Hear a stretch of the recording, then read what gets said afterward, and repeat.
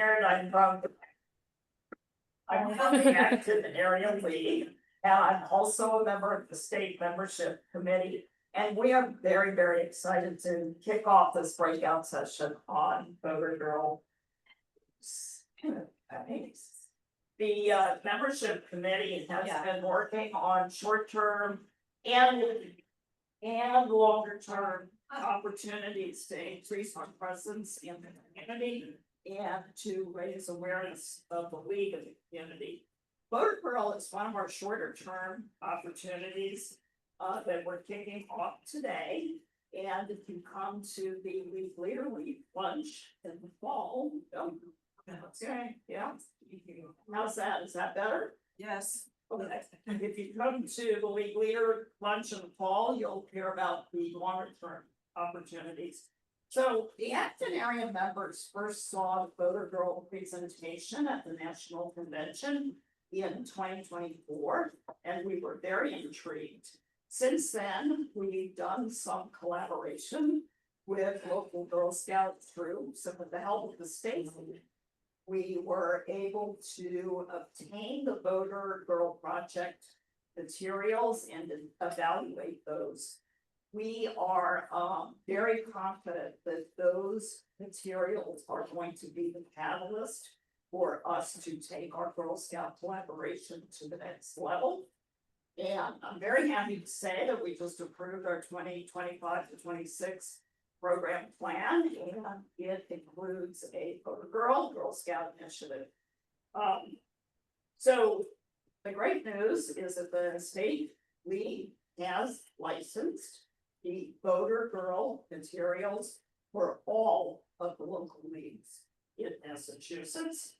And today we will hear from Shari Rose, who is the development director of LWV Ohio, president of the LWV Kent League, and co-founder and co-chair of the Voter Girl Project. Shari, take it away. All right, Jeannie, thank you so much. Okay, can everybody hear me? Sorry. Oh, she's frozen. I am. There we go. All Can set. you- Got it? Yep. Okay, Fiona, can you hear me? Yes. Can everybody hear me? Yeah. All right. Well, welcome everyone, and thank you so much. Jeannie, thank you. Bryn, thank you. Coming to you from Kent, Ohio, where it is sadly pouring down rain today, but it doesn't matter because I'm inside with all of you. So there is a lot to cover, and I know that we are running a little bit behind. So I am going to try to talk as fast as I can with the project. But I want to leave time then, of course, for questions, because I'm sure all of you will have many questions. So, but again, my name is Shari Rose. I am so pleased to be here with you, and I will get started. So I am sure, and since I can see all of you, how many of you were Girl Scouts or Girl Scout leaders? Raise your hand. Oh, perfect. So a lot of this, thank you, will be review for you. For those that are not or have not been Girl Scouts have, I feel like they're a three-tiered organization, just like the league, right? Except they start with the scout, right? Like they are an individual scout who is involved in a troop, who then is involved in a council. And I can speak for Ohio when I tell you that Ohio has 5 different councils. So there are multiple, over 100 troops in Ohio, but they belong to different councils. So that when the League Massachusetts purchased the license, this involves all of the councils and all of the troops that are involved across Massachusetts. So, so you don't have to ask, is it at my council or is it the troop? It includes everyone. I can tell you that when we started this program, we started in the Northeast Ohio Girl Scout Council, and that covered 18 counties and 36,000 scouts. So it was a lot. Now, there are hundreds of different programs that they can be involved. And so those numbers seem a little bit overwhelming, but we'll get into that in a little bit. So don't let that fear, don't let that be fearful, because I will tell you, from that 36,000, we had 228 our first year. So they will pick and choose which ones that they want to do, but that kind of gives you a Girl Scout overview. So how did Voter Girl begin? Well, John Graves is one of our members, and he is also the CFO of Girl Scouts Northeast Ohio. And John came to us and he said, you know, we have this legacy badge and it is all involved in citizenship and being a good citizen. And he said, it just seems like they talk about voting and they talk about behind the ballot, and it just kind of seems like there would be something there. Well, my co-chair, Amy, and I are lifelong members, lifelong Girl Scout members, and we said, absolutely, we're on it. And so we started meeting with Girl Scouts Northeast Ohio, and we decided that absolutely we could come up with something. And thus the Voter Girl Project was born. And because we all know that leagues are fraught with current and former teachers, we had a ready supply to write curriculum for us. So they took the requirements from Girl Scouts for the badge, for the citizenship badge on each level. So starting with the daisies and going all the way up to ambassadors, they wrote the curriculum involving each one of the requirements that come from Girl Scouts US. So in order to get a badge, they have to fulfill 5 different areas in their requirements. So each one of the curricula that come with the Voter Girl cover all 5 of those. Therefore, we have been asked many times, can we use Voter Girl in other areas? The answer, no. This is specifically for Girl Scouts, and we designed it to be that way because it is a special collaboration with them, and it was written specifically with their curriculum in mind. We also talked about dates, locations, and logistics. So I'm going to pause here for a moment because every one of you is going to have a different opportunity in this regard. So we knew that we needed it to be centrally located. Since we had 18 counties that spread almost across the entire length of the state of Ohio, we knew that we had to have somewhere that was centrally located. Number one. Number two, we knew that it couldn't cost us a fortune because it was our first year. We didn't even know how many people were going to attend.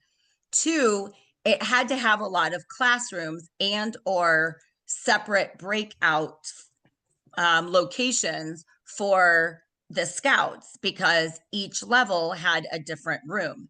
And in our case, each level actually had 2 sections. So we had 2 brownies going at the same time. We had 2 juniors going at the same time. We had 2 cadets going at the same time. And so we needed a lot of space. So we started just looking first at what was available to us. We started looking at schools. That made the most sense to us. Local public schools are a little challenging. because they require a janitor to be there. They're often used on weekends, which is when we were doing our event. It was challenging. We had the opportunity our first couple of years to use a Kent State University regional campus that was not used on the weekends. So they were more than happy. They opened up their facility to us. And for the first 2 years, we held it at the regional location. And then COVID hit. And that was a game changer because we could no longer meet at the university. And so we needed to find a new location. And lucky for us, at this point, Voter Girl had proven itself to the point that our council said, would you like to use one of the Girl Scout camps? And we jumped on that opportunity and we've been there ever since. So that is the location. The date and time are really going to vary again with your council. Our council told us that the fall is much better for programming than the spring in Ohio. That's just, we also, as does Massachusetts, have to be wary of weather, right? So we needed to make sure that we hit that weather. We also know that we are all volunteers in polling places and with candidates often. And so we had to watch out for election seasons. So our Voter Girl has been held the Saturday after election in November every year. So we know, and everyone knows, that Voter Girl is the Saturday after election, and that it has been set in stone both with our council and also with our volunteers. That's what works with us. It might be different, right? So that is how the first Voter Girl came to be. So again, the curriculum is customized for each level depending on the requirements. So the daisies, so again, for those of you that may not be familiar with Girl Scouts, daisies are your littles. They're your 4 and 5-year-olds, and their attention span is that of a flea. So you have very short snippets of activities for them because they are running all over the place. Brownies are your first and second graders, and they learn how to use their voice. They learn about raising their hand in the classroom. They learn about what it is to hold a parade, hold a rally. And then at the end, they actually have a parade, and they make batons and they actually parade out of the event. Then we go to juniors. Juniors are your 4th and 5th graders, and they learn about the 3 branches of government. So all of their curriculum is about the 3 branches of government, and cadets is all about finding compromise. So the first 2 years, we also have seniors and ambassadors. Seniors are your 9th and 10th graders, and ambassadors are your juniors and seniors. Now, this is kind of going to vary because some people have middle school, some people have junior highs. So that's usually where we just, it kind of depends on what the troop has. But seniors are usually 9th and 10th, and ambassadors are your juniors and seniors. Now, we did seniors and ambassadors the first 2 years, and they require usually homework before and homework after the program because their curriculum is so extensive, right, that they needed to do things on bookending the program. The challenge is they didn't do it. And so we put in a lot of work to these programs and understanding that they weren't completing the curriculum. We chose in the process of all of this is to not have seniors and ambassadors. So our current program are daisies, brownies, juniors, and cadets, and it has been wonderful. So the curriculum is there for seniors and ambassadors, and we have talked about maybe rejuvenating that in a way. The seniors and ambassadors are also working on their gold awards, their silver and their gold awards at the time. And badges aren't as important to them as they were when they were little. And so we're trying to maybe work how we can work voting and civic awareness into maybe some of those gold projects instead. So we're working with our council at this point on maybe using the Voter Girl Project in that regard, and not necessarily for the badge itself.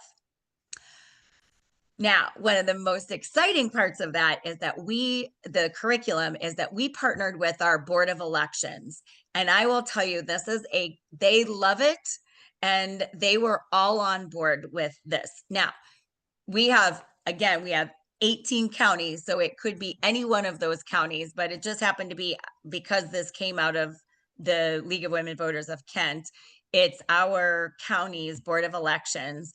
And they come and hold mock elections for every level of the Scouts. So the daisies vote by picture, and then brownies, juniors, and cadets, it kind of goes up in the level of I don't want to say importance, but certainly in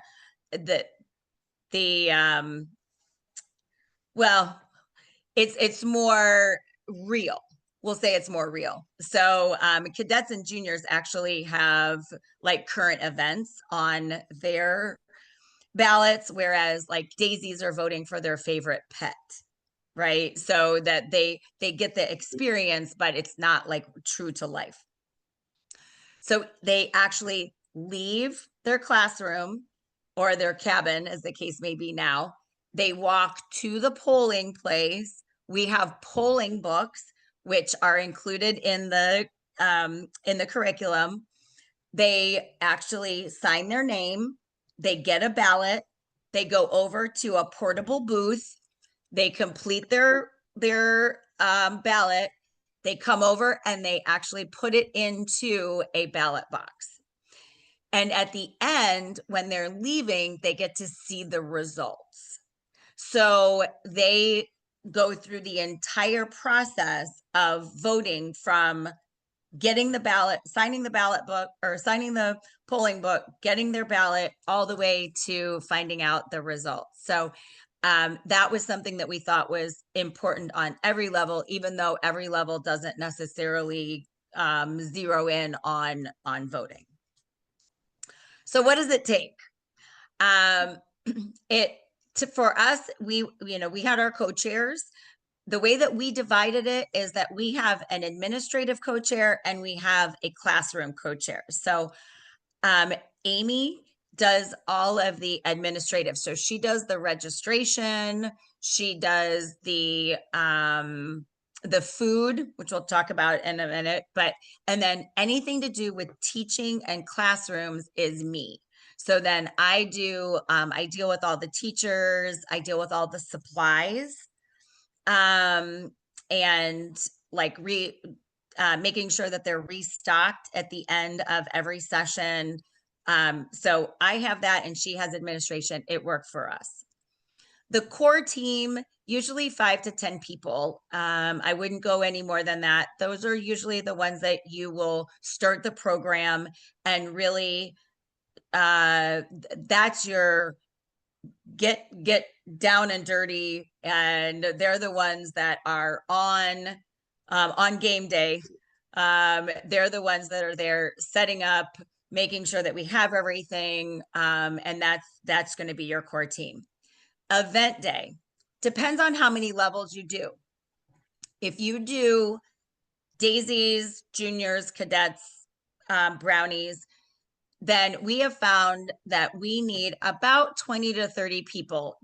And again, that includes teachers classroom assistants, the voter registration people that will be there to do the all of the voting, the registration. So when the troops come in, getting them registered, food. So we do have food for our volunteers, and then our setup and cleanup. Now, we've been able to streamline that a little bit because some of our people love the program so much that they come and stay the entire time. So they can, they're there the whole time. So we can, it again depends on how many people and how many classrooms you have. So this was our finished product. October 21st, 2017. You will notice it was not in November. We learned. These are things that we learned throughout the process, is that we learned that October did not work for us. All of our volunteers were very busy in campaign season, and so that was not a good time for us. And so we then changed it then, and it's been in November ever since. We had 228 girls that first year. And then we had 2 sections, and you'll see that we did not have daisies in the beginning. We had brownies, juniors, and cadets. We swapped seniors and ambassadors for daisies. So we brought in the daisies, and it was probably one of the best things that we've done. They are on a wait list almost every year for us. Maximum is 25 participants per classroom, except the daisies. And we have maxed that out at 15. And I would highly recommend that you max that out at 15, unless you want to lose your volunteers, because it is a little chaotic in those classrooms. And I thought the first year we had 25 littles, and I thought I was going to lose my my Daisy teacher. So we maxed it out at 15, and I would suggest that that would be the case. We have 2 to maximize our volunteers. We do 2 sections. We have a 9 to 11:30, and then we have a 1 to 3:30. What this does is we do not feed them. So we're not worried about allergies. We're not worried about food. We don't have to worry about any of that when we're talking about the girls themselves. And it gives them a chance to, get something in to eat in between if they, they're only attending one of those, but they can get something to eat afterwards, or they can eat before they come if they're coming to the afternoon session. So the Voter Girl Project today, again, second Saturday in November. Now, the registration is handled by Girl Scouts. The first year we did Sign Up Genius, and the only thing that was not genius about it was us. Because it was awful. It was awful. It was a lot of logistics, especially when you had 228 girls, and some of them were coming, and then they wanted to change to the morning, and then they wanted to change to the night, and then they were not coming at all. And it became a nightmare of a logistical nightmare for us. And your councils are going to be well aware of this program, because Girl Scouts US is aware of the program. And so many of your councils are already prepared or will be prepared to take the registration. And they realize that this isn't just a flash in the pan program, that this is a proven commodity to them, and that they know that this will be an annual program. And so they can handle the registration. We also did not charge the first year. So we did not have, and we realized that it was costing us a lot of money, because we provided the badge and the patch, because there's an experience patch that the girls get. And that we also asked them to bring supplies. Again, really bad idea. Half of them brought it, half of them didn't. We didn't have the supplies that we needed. And we realized, it would just work for us if we provide the supplies, and we ask the troop leaders that were there, if we charged a nominal fee somewhere between 15 and or 10 to $15, would you pay that for this program? And for those troop leaders that raised your hand out there, you know that that's a pretty good deal. That if you don't have to do any pre-planning, you don't have to come up with any of the programs or any of the projects, and they come out with a badge at the end, $10 to $15 is not a bad price to pay. And everyone to a leader said absolutely. So it is now a $16 non-refundable fee because that way it encourages them to be there. 4 of those dollars goes to Girl Scouts for handling the registration and for taking care of the back end of that. Voter Girl is, again, registered and copyrighted because, again, we wanted to keep that with Girl Scouts of the US. And again, we've shifted from daisies, or the seniors and ambassadors to daisies. So this is just a kind of a look on what some of the things, like this sign that says Brownie Room 217. That's what we have to let the girls know like where their rooms are.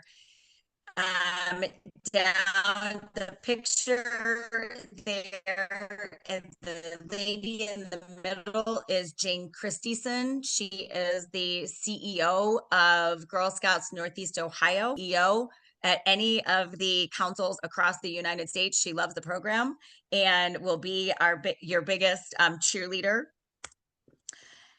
Bryn, am I frozen? No? No, Okay. you're good. Okay. And there in the upper corner, Voter Girl came to life in our second year. So, and it was unbelievable. Especially the littles, which are are all right there. Those are your daisies. They love Voter Girl. Voter Girl is so Voter Girl goes into each classroom, and she talks about if they had a superpower, well, they want teleportation, they want invisibility, they want all the things, and then many of them answer, I want all the powers, right? And so we talk about, well, you already have a superpower. And then we say, your vote is your superpower. So with the littles, we don't really go into that much detail. For the cadets, they could care less that Voter Girl comes into their room. So what I talk about instead is Harry Burns.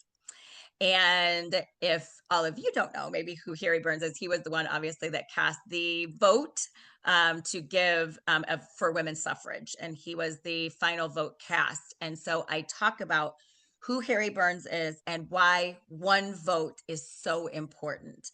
And so for the cadets, that's what we talk about. So, but just to show that Voter Girl, down in the bottom is one of our elected officials. So he comes in and talks to our juniors and cadets just about running for office. And then here's our voting location where they come in, and you can see where the voting booths here, and where the lady in the blue shirt here is, she works for our Board of Elections. And so stands there and makes sure that they get it in the ballot box, and then they count the ballots. These are just some. This is not our complete list of who's all in. So this kind of gives you an idea. We are literally now coast to coast. We go all the way from Maine to Hawaii. So we are literally across the United States. And this was it was actually on the news, as you can see, in News 2 in Chicago. This was a group of voter girls that this was during one of their first, I think this was like maybe the second year that Voter Girl was actually inception. And then this is Metropolitan Columbus. So this is Metro Columbus, and they were the second league to actually come on board.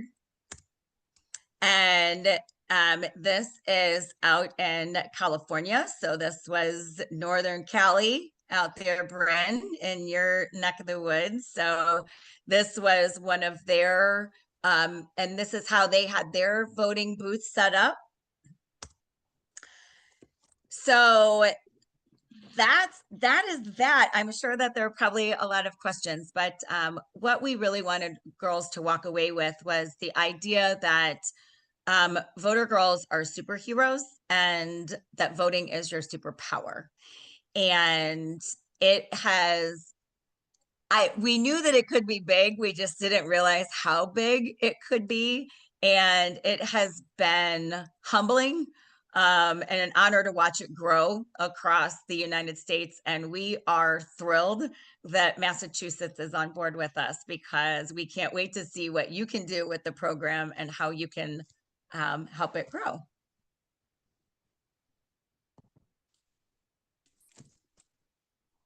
So I will open it up to questions.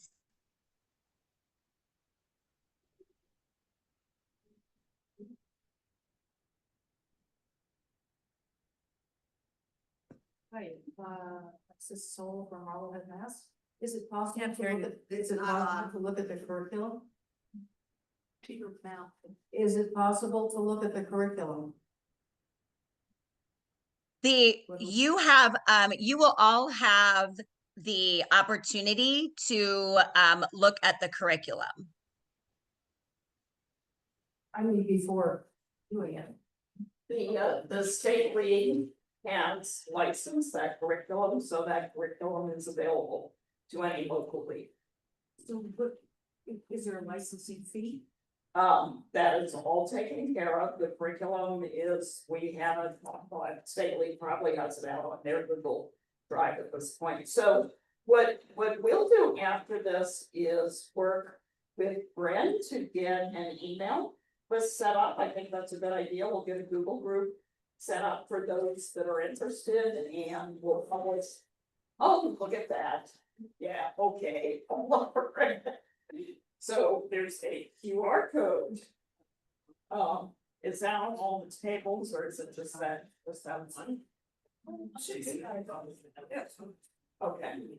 so it sounds like that is part of the. And Jeannie knows too, and everyone that is aware, Amy and I are available all the time to answer any questions that you might have as you look at the curriculum. And there's probably not a question that we haven't had. One of the things that I didn't talk about, again, that's when we talk about not just the curriculum, we talk about how to implement the program. Things that we didn't think about, things like when we were at Kent State, because it was a school of public education, we had to have, at least in Ohio, and I suspect Massachusetts, we had to have an ALICE trained individual in every single one of our classrooms. And if people don't know what ALICE trained is, it is an active shooter training, like a trained individual in each one of our classrooms. We would have had no idea. I mean, those are things that we have learned over the course of Voter Girl. And as we learn new things, we send out updates to all of you. So as we update curriculum, or as people find new ways to do things, or if they have ideas, we send that out to all of you. Or if they've run into, situations that we would never have experienced, right? Luckily, we had obviously never had to use that, but we also had to get some people trained because we didn't have somebody in every single classroom.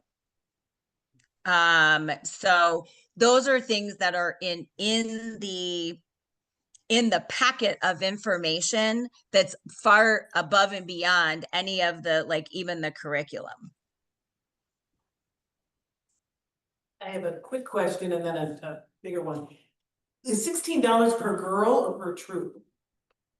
$16 per girl, and what that covers That's is okay, I the- believe you need it, I just wasn't sure you needed it.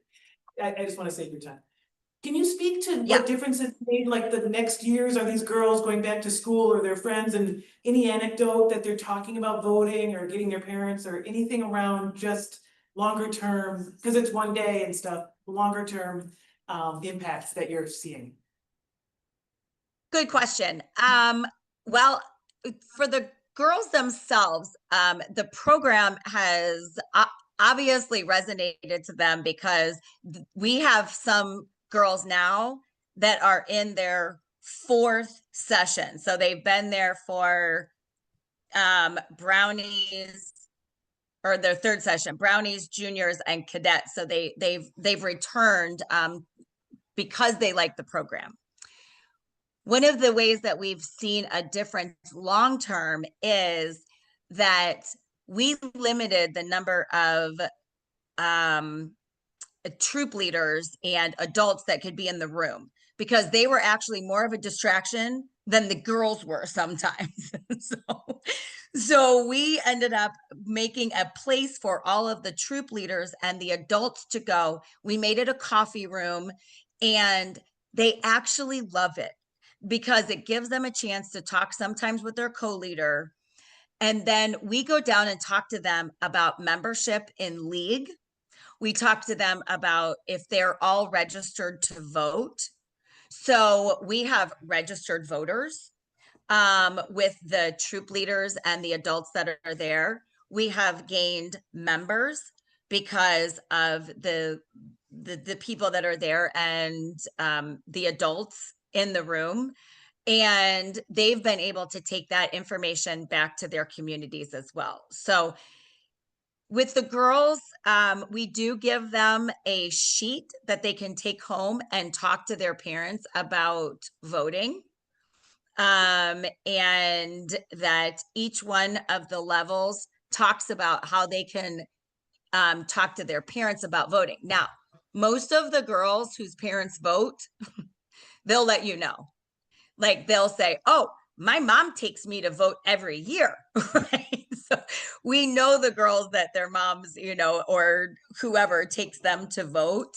My grandma takes me with her, or my dad, or whatever. And so, but then we talk about, do you know if your parents vote? And how to talk to people about voting. And that usually is around when they go to vote. So long term, I think it's probably more with the adults than it is with the girls. But we also know statistically that Girl Scouts are 85 to like 90% more likely to vote than girls that weren't in Girl Scouts. So I have a question, and hi, I'm Susan Garvey, and I'm the Director of Development for the League of Women Voters of Massachusetts.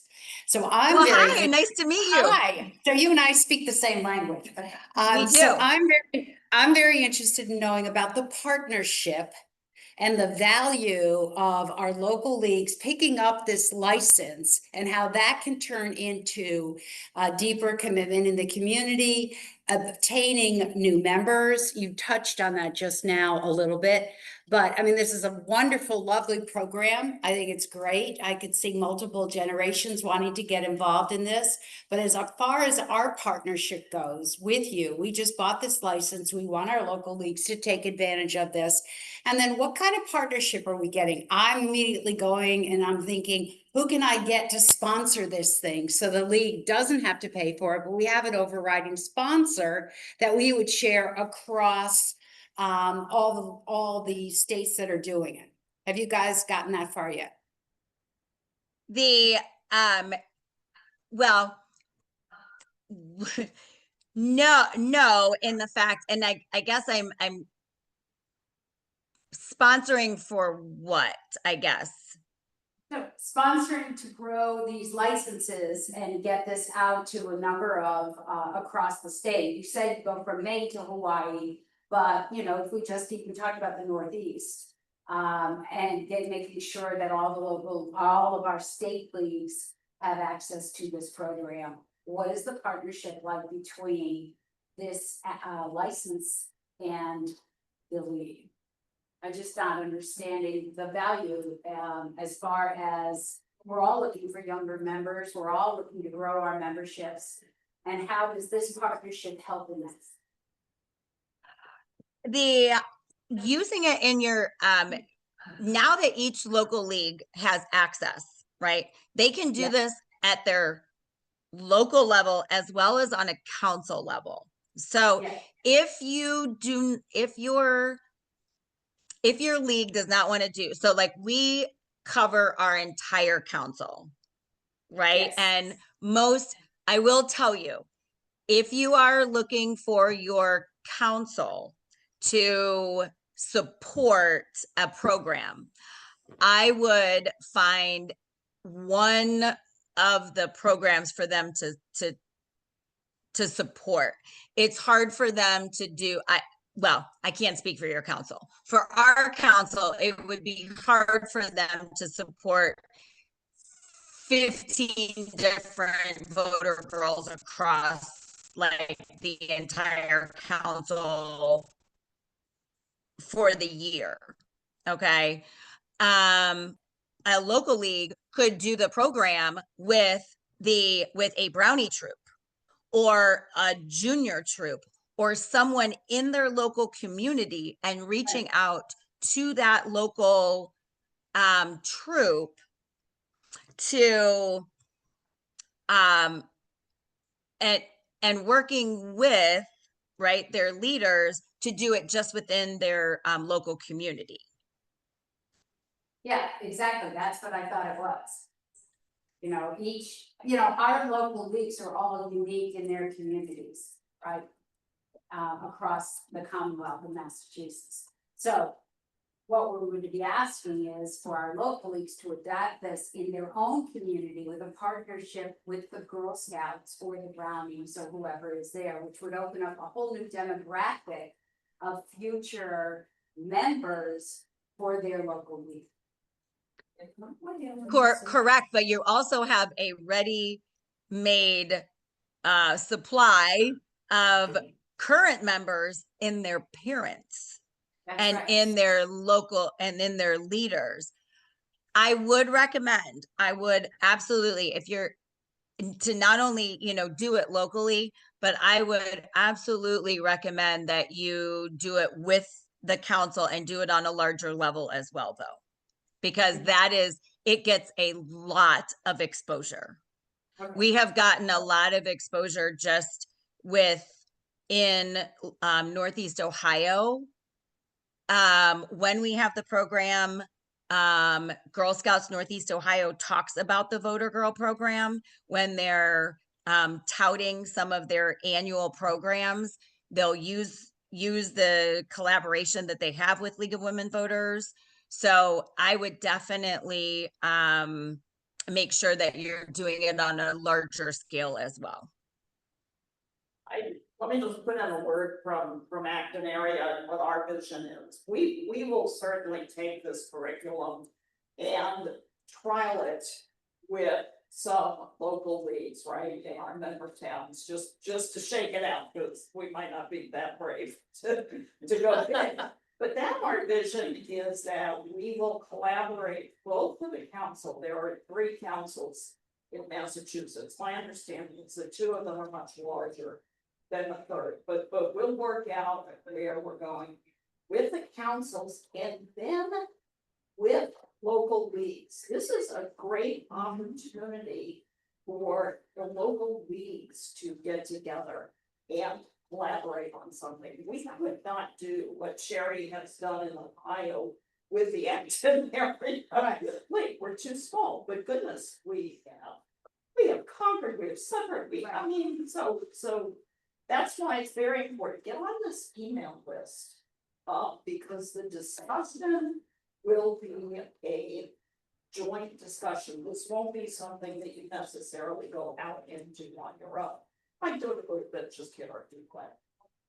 So Oh, 100%. And we have volunteers from a couple of our other a couple of our surrounding leagues as well. So, and we've had other leagues come now into see what we do so that they can take it to their local areas as well.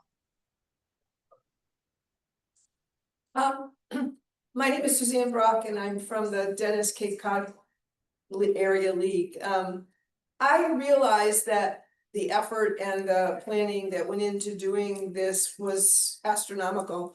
But could there be a way, this is a hypothetical, could there be a way to take that program that was designed exclusively for the Girl Scouts to utilize it within school settings for developing voter information or civics knowledge in the schools, using league members as well, not just for Girl Scouts?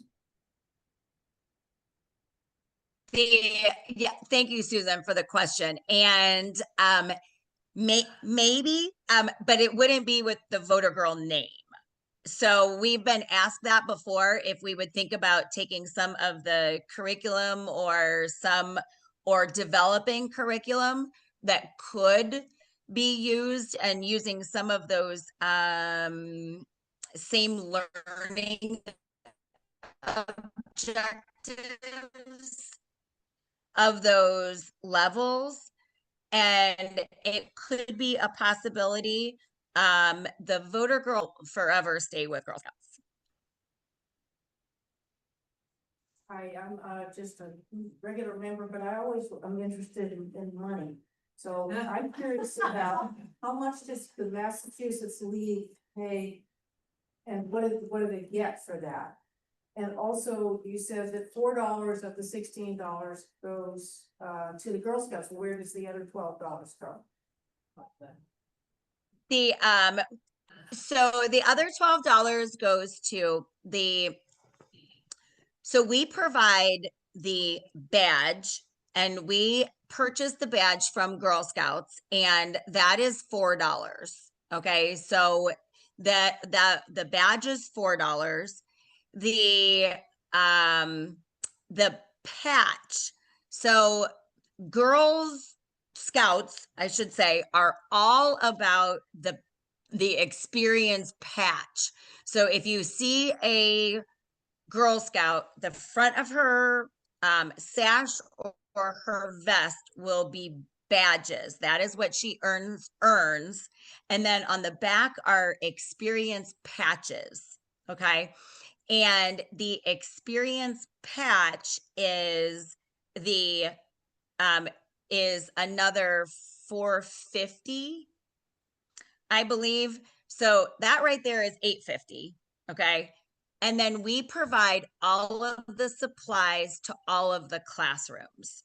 So if it means that there are crayons and construction paper and daisies need like tongue depressors and they have glue, and every year we put in Purell and I'm just trying to go through the checklist now, and Kleenex and paper towels, and every single room for us needs all of that, right? So I have tubs that I restock every year that we take into those classrooms. And so they have all of their supplies there.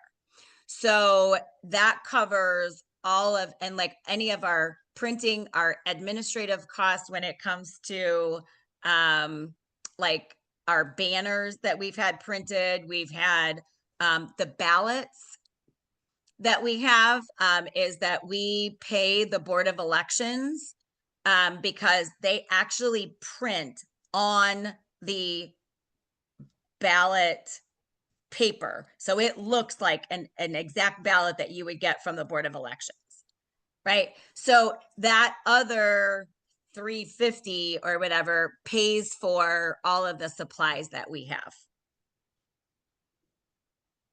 So that, That's the second part of the question. The first part is. Can't hear you. What did the state league pay and what do they get for that?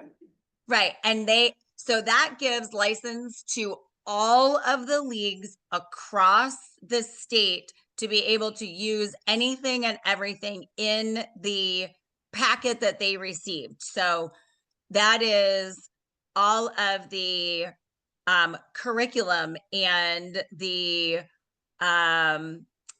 it has templates for anything that you would need to make for banners, for signs on the door, for, and it is really a plug and play. Like you can take what they have and literally read it today, get some volunteers and do it, a month from now, if you had the girls.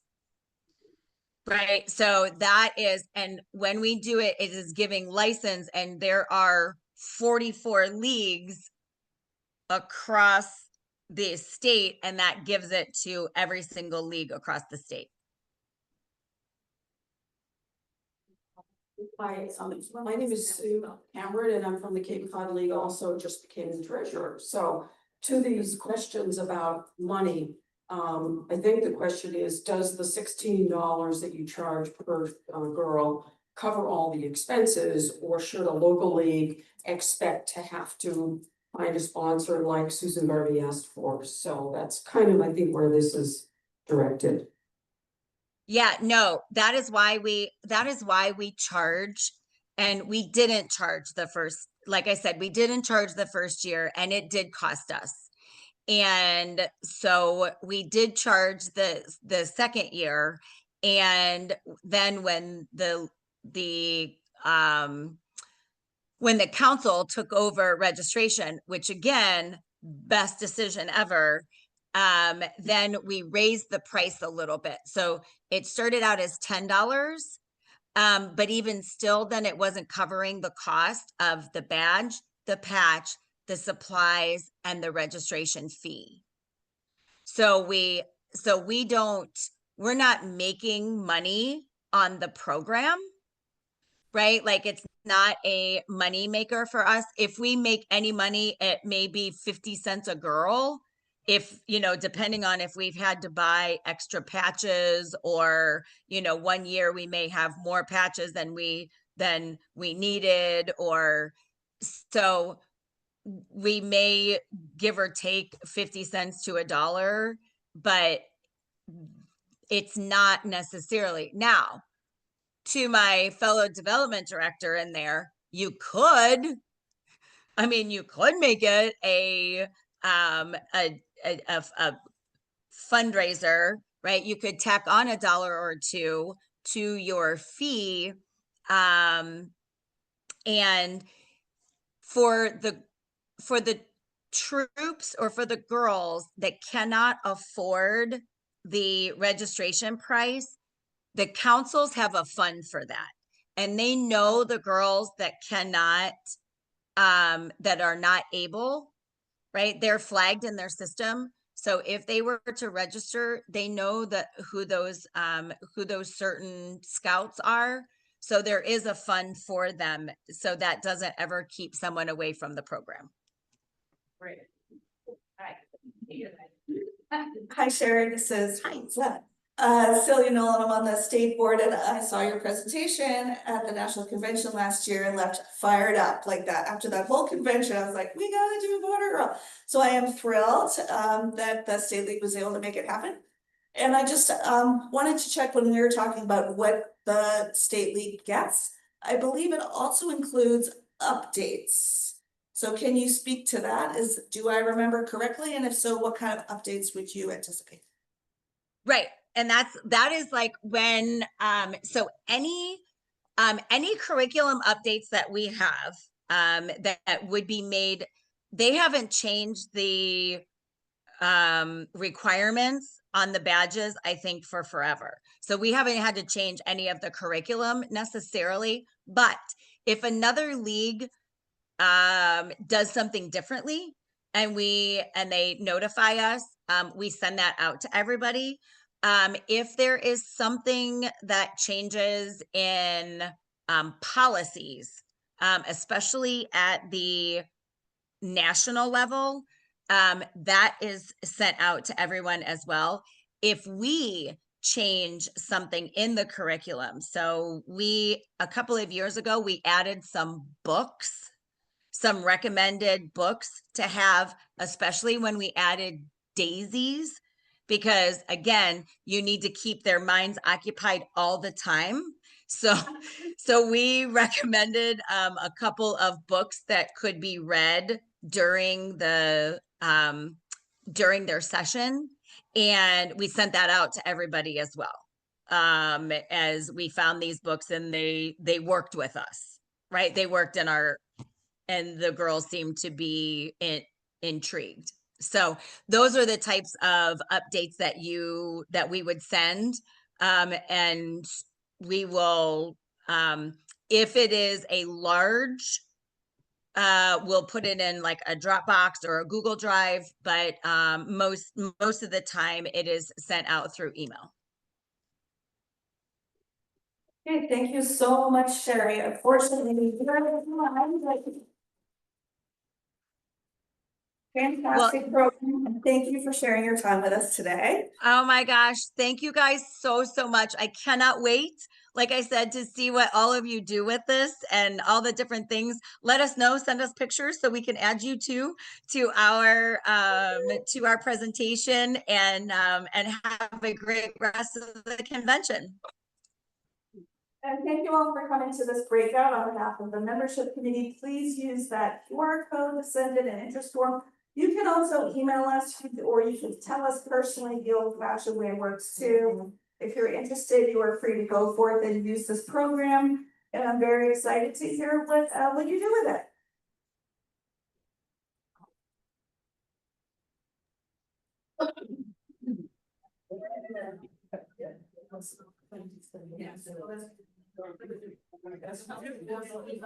Thanks again, Sherry.